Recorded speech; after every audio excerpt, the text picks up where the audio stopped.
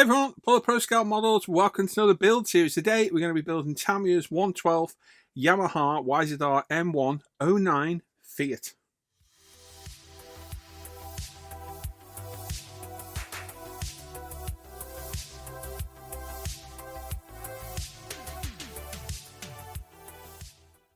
So yes, that is a proper mouthful. So yeah, this is part of the group build over on my Patreon, basically.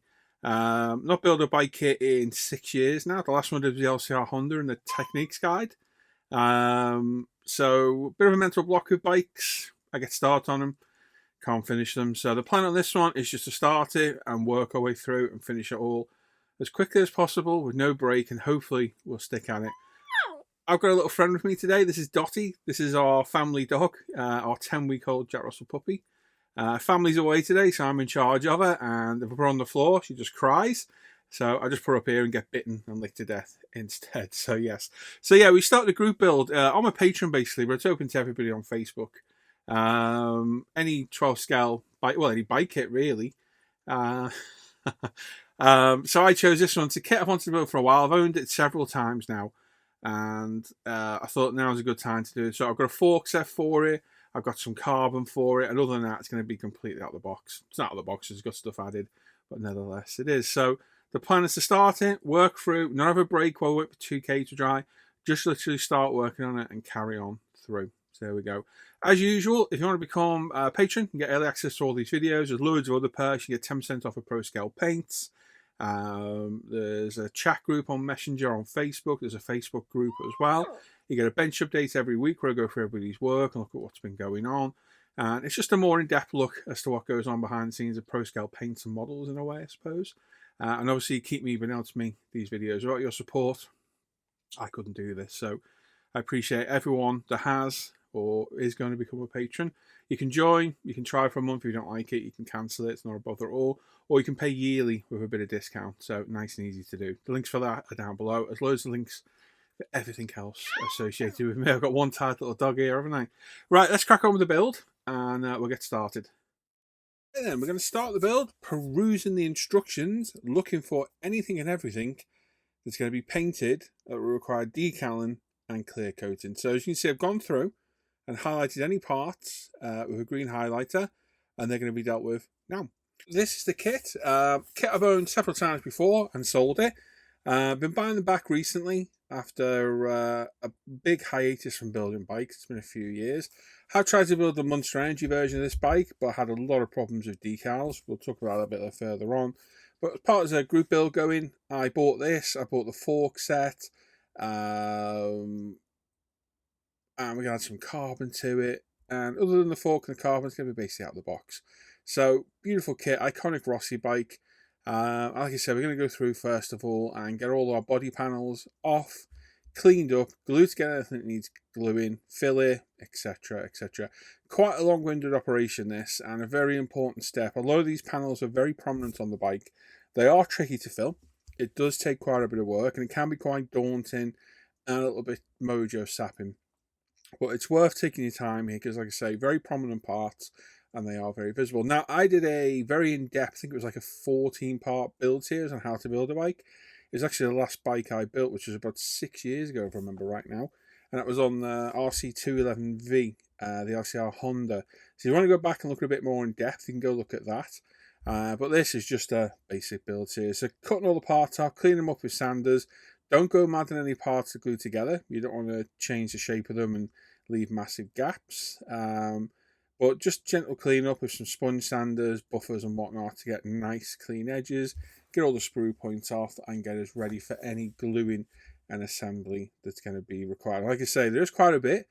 It does take some doing, so really take your time here. You can always pick at all the other bits on the bike while you're waiting for glue to dry or filler to dry. Just work your way through. So we've got Tamiya extra thin. We're just gluing all these parts together as per the instructions. And that way we know everything is nice and secure. Tamiya extra thin, by far, in my opinion, the best. The industry standard in glues. Absolutely phenomenal stuff. Never had a complaint with it. Works really, really well. And as you can see, with a little bit of persuasion, we can get these parts glued together. Now, give them a little bit of a press. We want some kind of molten plaster to come out on this because we're going to have to fill these. So we're going to use some Tamiya epoxy filler later on to fill it. So it's a 2-part filler. So the better the job we can do now, the less work we've got later on. So it's a step well worth doing. But just get it all together and then go around a little bit more glue to the seams. Give it a little bit of a squeeze. Try and get some molten plastic out. And then we can let that dry. Now, I'd advise leaving this to dry for a good 24 hours, if not longer. Tamiya Extra Thin melts the plastic. It doesn't physically glue it. So the plastic stays molten for a while. And while you're trying to fill in seams like this, you can end up chasing them around for hours, days on end. You think you've got rid of it, and then you move it or hold it funny, and it makes the seam reappear. So it's well worth leaving it for a day or two. I left mine for about 2 days. Then come back, sand, and fill as required. So I'm basically showing on this one part. It's probably one of the biggest parts on the bike that needs gluing and filling. Just going around with the extra thin, let the capillary reaction carry through the panel line and get it all glued together. You may need some clamps on some bit. You may need to hold it together. It might just be for 5 minutes by hand. Like I say, you might need a clamp on there. Work that out as you go. Now, parts like this in the front, very tricky to do. You don't want to be getting thumbprints on the part. As you can see, I'm all fingers and thumbs here.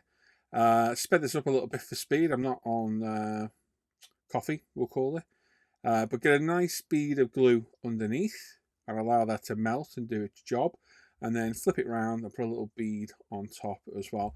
I would also recommend, and I will show in this video, strengthening these joins underneath where they can't be seen with CA glue. Parts like this, I've come to the polishing stage at the very end of the build and been maybe a little bit too heavy-handed and have this part snap back in half. And I always found that adding CA glue underneath just strengthened everything a little bit more and made it a bit easier to do. Now, while they're drying, we're going to cut off all the engine parts and get these on the go as well. And I think while we're here as well, we'll cut off all the other parts and get everything cleaned up. Now, there are multiple parts in this kit you won't use, so make sure you pay attention to the instructions. Tamiya mix and matches quite a lot of their sprues. But we're going on the engine now. There's quite a bit of masking still on the engine as well. It is quite an intensive build, this. I've got a weird thing with bikes. I get like a mental block building them. And on this one, I literally had to start it and work through it and thought if I stop, I'm not going to finish it and I'm going to end up putting it back in the box. And thankfully for you guys and myself, I did finish it. So working on those parts, get those all glued together and left to dry. We then go back to the body panels. But a couple of days later, we've got a nice sponge sander here. And we're just very lightly gluing out all those glue marks. So don't expect this to be filled. It's not going to be filled. There's still going to be a seam in places. But what we're doing is just knocking it back lightly. No real pressure on this at all. Just to take off the glue marks and the molten plastic. And then we can assess what we need to do to fill, etc. along the way. Many different types of filler out there. Everyone's got their favourites. For me, super glue was the one because it didn't shrink. But it's an absolute pig to sand. For me lately, it's a Tamiya epoxy. It's a 2-part epoxy putty. Mix 50-50 parts together. 9 hours, it dries rock hard. It sands absolutely beautiful. Feathers lovely. Doesn't seem to shrink, and it works really well. So it's a case of just going around, sending all these parts. As you can see, I'm checking for the seam with my thumbnail. There's a little trick for doing this as well, which I'm going to show you now. Get a Sharpie pen and squiggle it over the sides. If there's a seam there, it will show. You will see it. And when you sand it back, the seam will hold the black Sharpie pen as well. So you can definitely see where it needs filling now. Now, parts like this tank, this fuel tank cover, I think it is, isn't it? These are particularly tricky to fill. Not to fill necessarily, but to sand. They're a bit of a nightmare. But if I sand this back now, carefully, I think I've already strengthened it with the CA glue at this stage. I think it's just literally run a bead of CA glue underneath, let it dry, job done. You should see where a little bit of the Sharpie pen gets held, and that'll be the gap we need to fill. Basically, if there's no Sharpie pen, there's no gap, and we're good to go. So we're just running over it gently, not going too crazy. And hopefully I'll show it to camera in a minute and you can see exactly where it is. Now go around the front ever so slightly as well. Be careful sanding bits like this. Don't go too heavy-handed with either pressure or grit. It's very easy to reprofile the surface. You don't want to do it. Now if you look there, you can just see the faint black line right in the middle there. That's just a little bit that needs filling. Quite a bit on that piece there as well. So there you go. This is the beauty of the Sharpie trick. So you can try and sand it out to a degree where it's not too deep. You might get lucky and sand it out. But I think it's a case of if it's there, you've just got to deal with it. So like I say, this Tamiya epoxy putty, this one, the green one, quick type, is brilliant stuff. Comes in 2 parts. And all you do is equal amounts of each one. Roughly equal. And then mix them together until you get one uniform colour. And then you've got the fun task of trying to get it in place. Now this stuff sticks to everything but the plastic you want it to. It'll be all over your fingers, your hair, be up your nose, the lot. It's a pig. So I find it better just to grab bits like this and shove them in place. Thing is, doing this, you end up with a bit more than you want. And as I said, it sticks all over your fingers, everywhere where you don't want it to. The best way to get it off is to wet your fingers. So I've got a slightly moistened finger there. I definitely did not lick it. Didn't lick it at all. We're just aiming for all those panel gaps. Anywhere we glued and there's a seam line we need to fill, we're just pushing home the putty. As you can see, it is fun to do. It isn't infuriating in the slightest. And we can just go around until we're all done. Like I say, with all those parts done, it looks like, yeah, it looks like it's been attacked. But trust me, it's a bit of a pig to get on there. So you just got to accept how much is on there sometimes. And just get off any excess from areas where you don't need it. Let that dry for a good 9 hours, and while we're there, we're going to work on some other bits as well. So we've got the exhaust to glue together, we've got the paddock stand. These are all going to need filling as well. So if I'd thought on beforehand, I would have done them, but I didn't. So we're going to deal with those now, let those dry, and we'll fill them later on as well. This is where planning is very important on builds like this. There's a lot to do, a lot to deal with, and it's worth going through the instructions, familiarising yourself and planning ahead on what needs painting and filling. Now we're on the next day. I've got a sanding stick now, and we're just very lightly sanding this front fender, and it is a fender. I've had this argument before. It's an aerodynamic aid. It's not a mudguard, it's an aerodynamic aid. It's a fender. We've had this argument before. Google it and you'll see. Fender, aerodynamic aid, not a mudguard. So as you can see, it goes very powdery, the sander, the putty, but it is really good. It's well worth using. So once you're happy, you've got it off. Double check. You can do the Sharpie trick again if you want. If you need to reapply the filler, do it again. It's not a problem. It just takes 9 hours to dry every time. So if you think you need a bit more, don't be afraid to chuck it a bit more on. I definitely wouldn't be afraid. And there we go, all filled, all happy. Now we're going to mount these for primer. So we've got some sticks, a little bit of CA glue and some kicker. And we're going to securely mount these. Now these are going to be mounted primarily for primer and paint. They'll probably come off for decal to make life a bit easier. It doesn't need to be totally secure because we've got no wet paint going on. It's not like we're going to 2K. But we still want to secure enough, and it can be a test run for my 2K later on. As you can see, each one's done, all securely mounted, and we are ready for some primer. All the major body panels are done. We've done the exhaust, we've done the paddock stand, and anything else that needs filling. As you can see, there's a lot of separate panels, so parts management in the spray booth very important.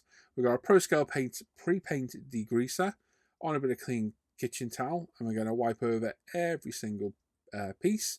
We get rid of any fingerprints, glue marks, residue from the putty, any dust that may be left behind. This will leave us with a perfect surface for primer. We've already keyed the surface with our 3000 Tamiya sponge, or it'll be a 2000 actually. So we know we are keyed, we know we are degreased, we are ready to rock and roll. So do as good a job as I say here.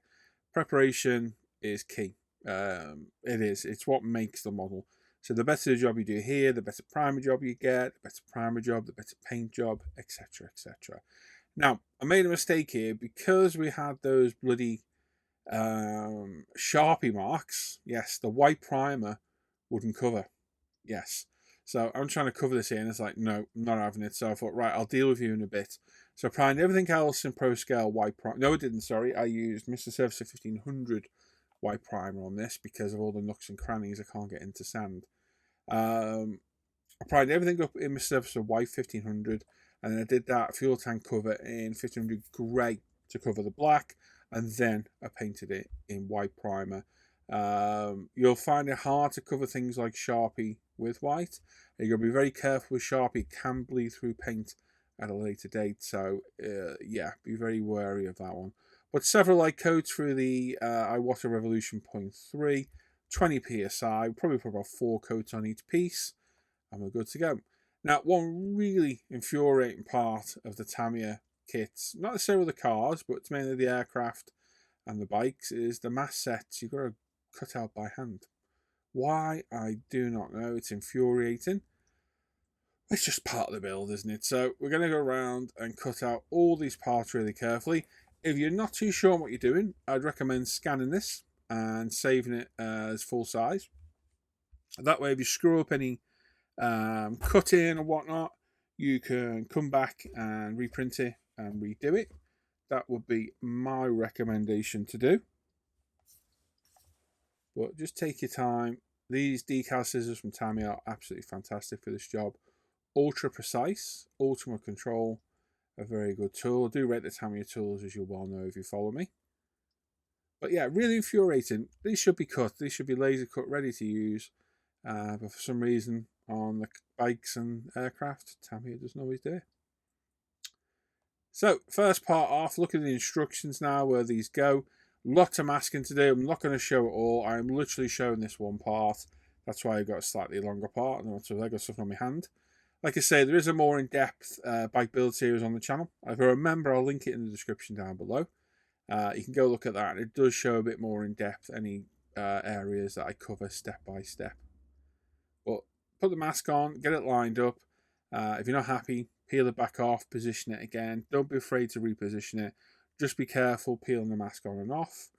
And like I say, if you're in doubt, you can photocopy this, cut it out, put on new masking tape, and redo it, should you wish. But I got quite lucky here. Everything went down fairly easy and well. Not too bad at all. So, yes, you've got lots of parts to mask. Just refer to instructions, cut the mask out carefully, and above all, when you come to prime, make sure the edges are fully burnished down. Now, sorry, not prime. Now we're going to paint. So we've got the Pro Scale Paint Yamaha YZR-M1 Fiat colours. These are our colour match paints from Pro Scale. So some parts of the bike are fully blue, like this front fender, totally blue. So a couple of coats, well, several coats, probably 7 or 8 coats of the blue on there. Nice and slowly building up. Nice light coats. We don't want any wet coats. We don't want any heavy coats at all. It's not how our paint works. You will get your gloss coat from your 2K system later on. So we'll work it around. So like I say, some of it is all blue. Some of it is all white, I think. Or white at the back. And some of it is blue and white. We've already painted the white on the major body panels. You didn't need to see that. It would have been boring to do. It's basically the same as spraying primer.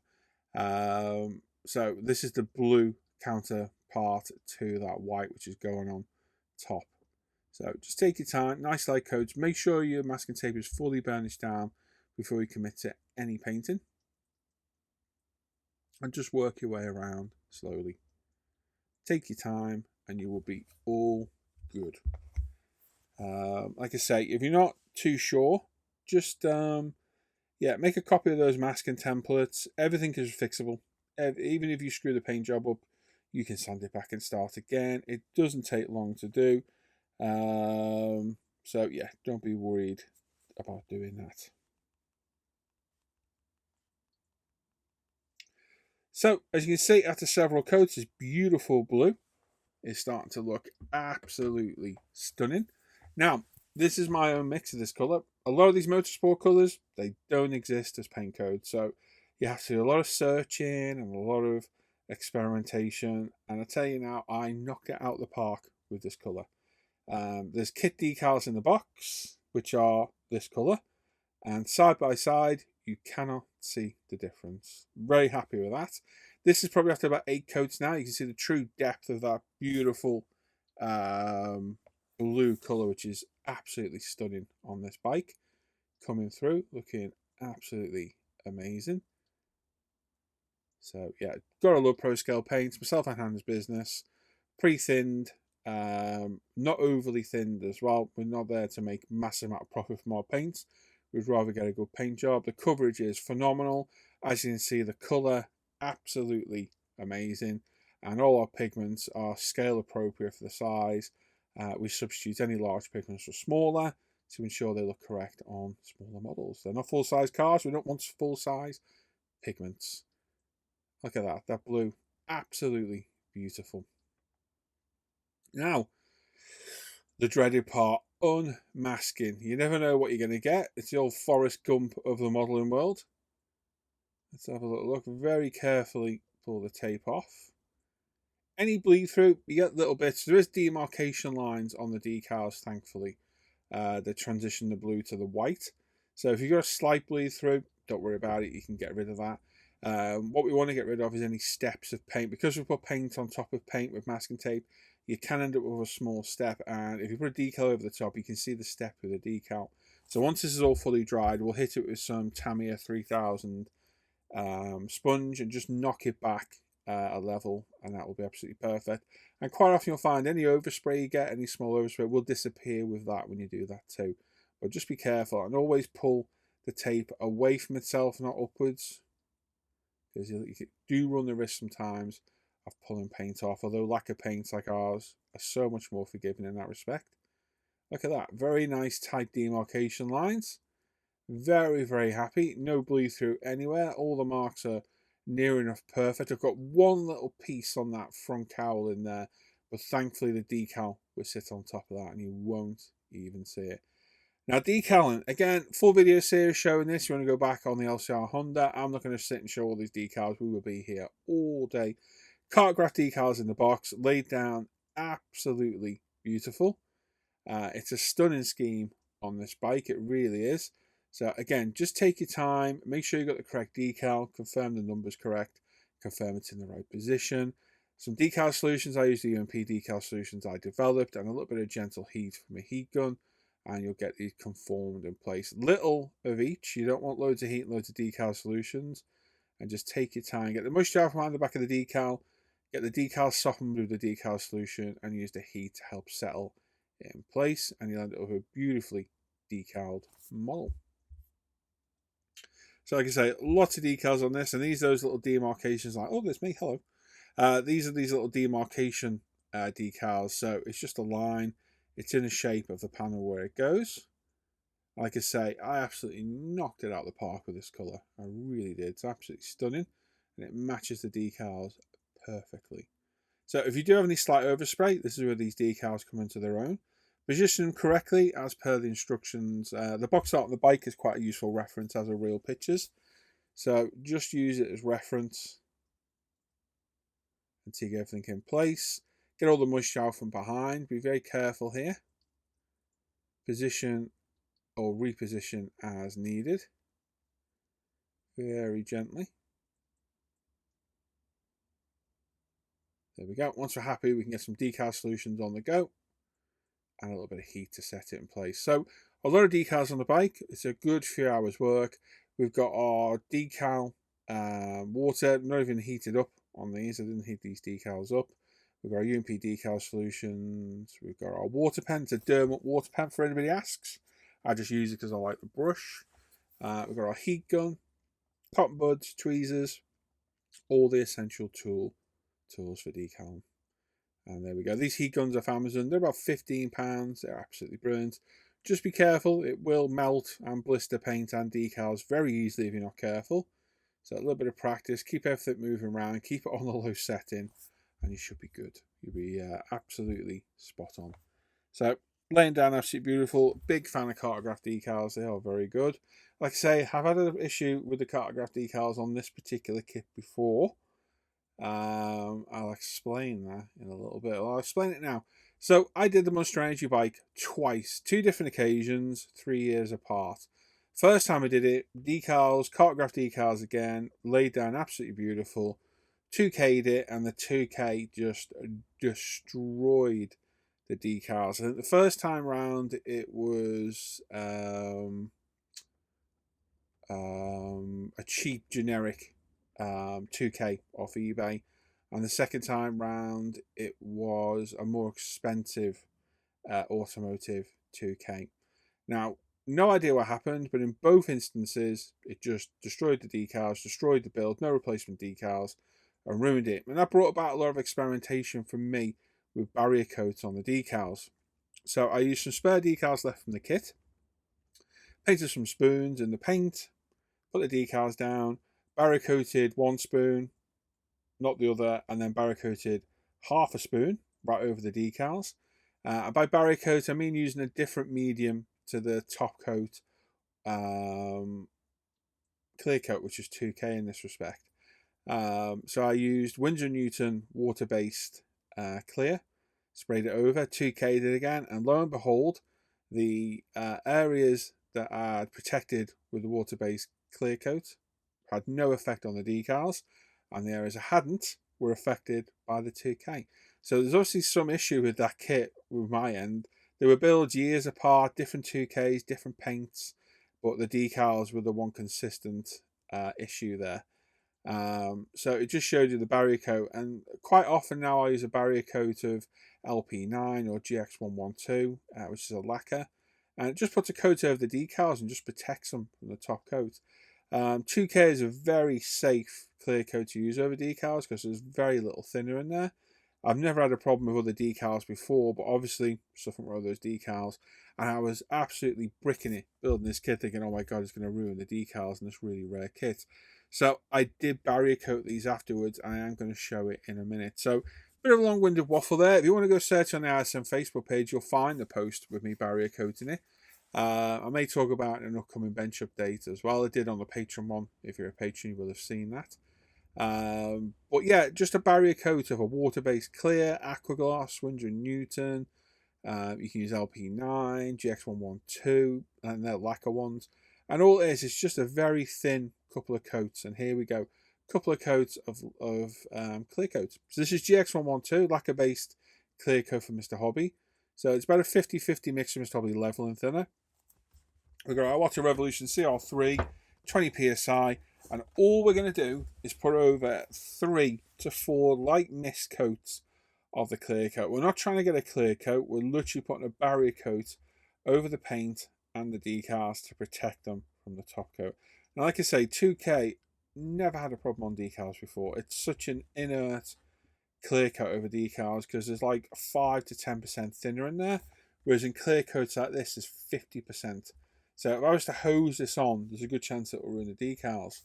But all I'm doing is a light mist coat all over. So just going around, I think I sped this footage up a touch as well.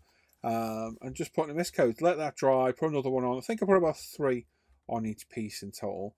Left that overnight to dry, and then when we came to 2K, we had no issues whatsoever. So very strange. I've asked a few people who've had issues with the kit before, and they said no. But on this kit, that's worth well over £100. This kit now, you can pay. I've seen these for £200 on eBay.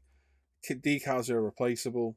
I thought I'm not taking the risk, so here we go. A little bit of a barrier coat. Now we are going to have a barrier coat for sale at ProScale, so stay tuned. That will be out very soon, and that will do the job absolutely perfectly as well.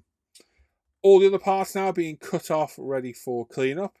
Very tedious part of modelling. The modelling part I hate the most is part cleanup. Cannot stand it. It's all I ever seem to do.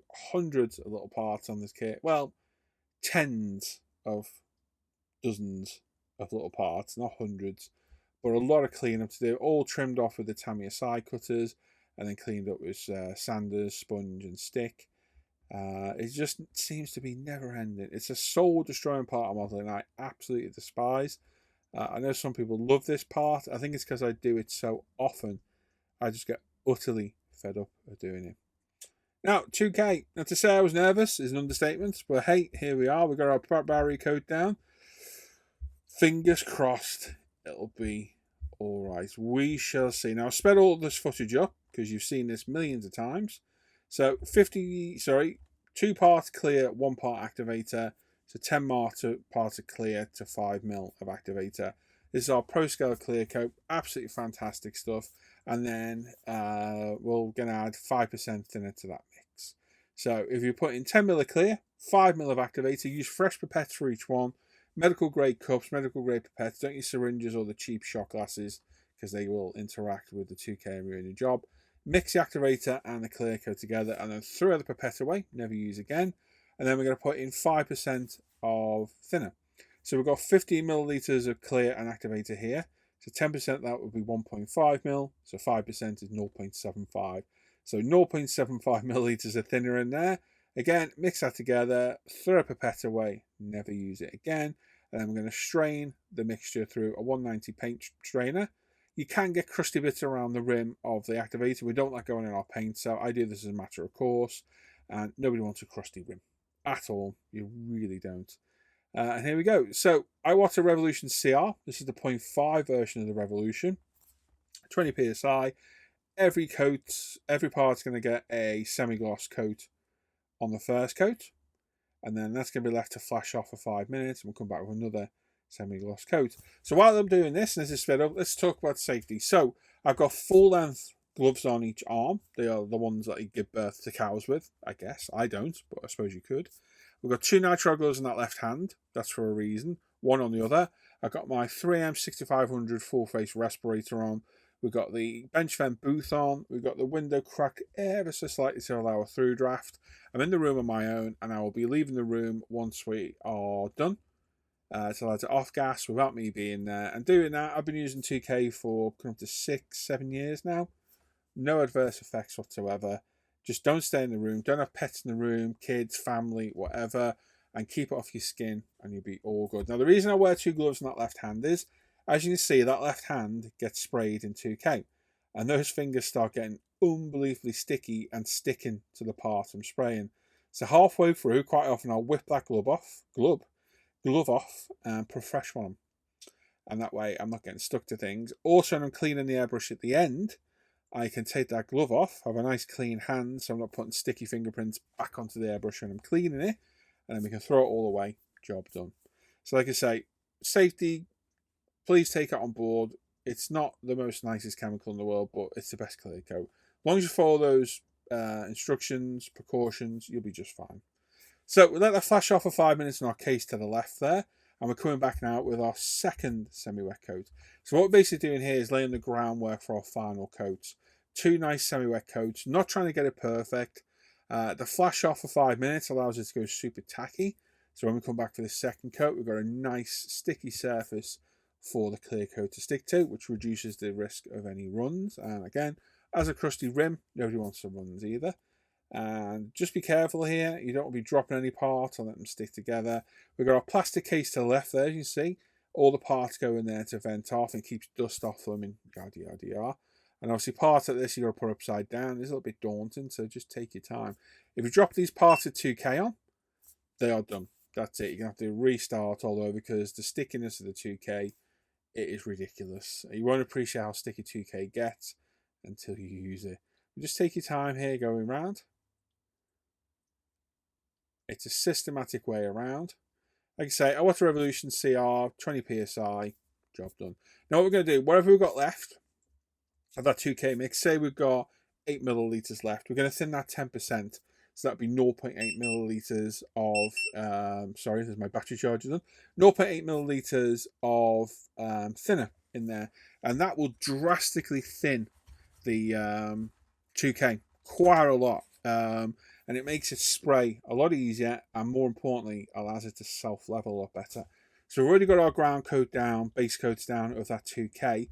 This one will self-level everything into a beautiful glass-like clear coat. Thankfully no reactions on the decals. I didn't think we would have. I do have great faith in my 2K and that barrier coat. Yeah, I think that's something worth doing on every model, to be honest, and definitely a step I'll be taking. But go around on this, just systematically every part, and then come back in and have a look when you're done, and it should be like glass. If it's not like glass and you see ripples or a bit of orange peel, give it a bit more 2K. It's very forgiving. You can give it a bit more than you think, and you want it to look glass-like. If it doesn't look perfect, give it a bit more, because how it dries here or how it looks here is how it's going to dry. So it's very important to get that step done. Then we're going to put this away for a good week while we work on the rest of the bike, and we can come back and polish it all up at a later date. So there we go. That's part 1 done. We're back for part 2 very soon. You've got early access on all these videos. You can become a patron down below. All different tiers and all different perks of becoming a patron. Loads of links down below as well. And I'll see you in part 2 very soon. As always, thank you to my wonderful patrons whose names are going to flash up on screen. Bye-bye.